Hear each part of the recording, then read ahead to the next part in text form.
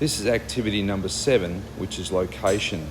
So here we're going to ask students to take a screenshot in Apple Maps of maybe their local school or their local town, just to identify some landmarks.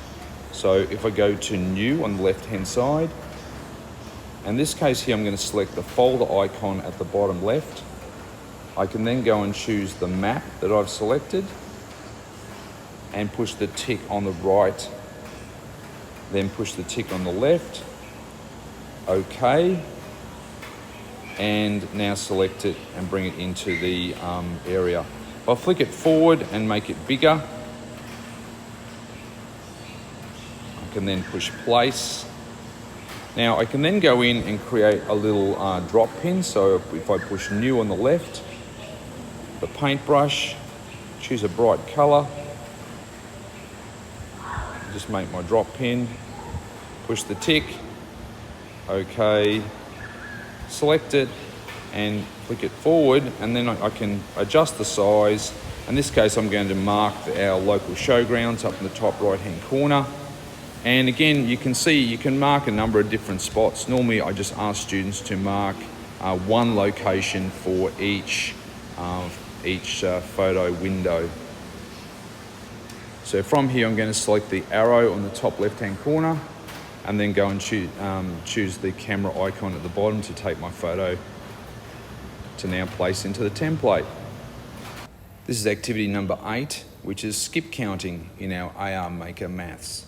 So I'm going to select New, then the paintbrush, and then choose a colour, make a small dot. Push the tick, then OK.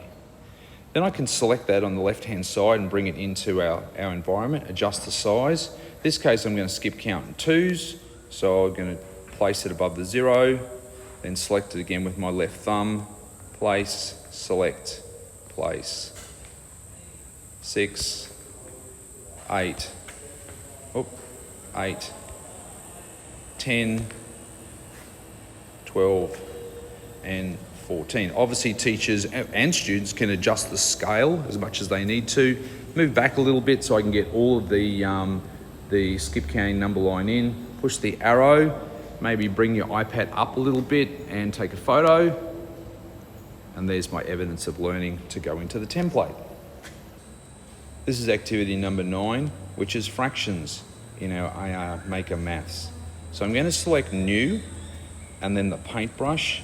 In this case here, I'm going to select a colour, but I'm going to make a tiny sort of square. It could be any shape really, but a square is probably the most efficient way to do this. It doesn't have to be perfect. Push the tick, then OK.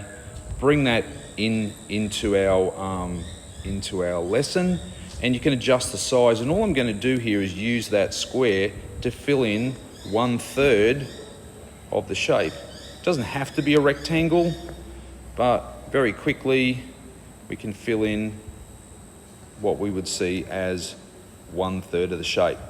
You also have the ability to overlap it to sort of make it a little bit neater, but you can see there we've basically got 1/3. You could do the other 2/3 in a different colour if you wanted to. Then we'll push the arrow on the top left and then take a photo for our evidence of learning.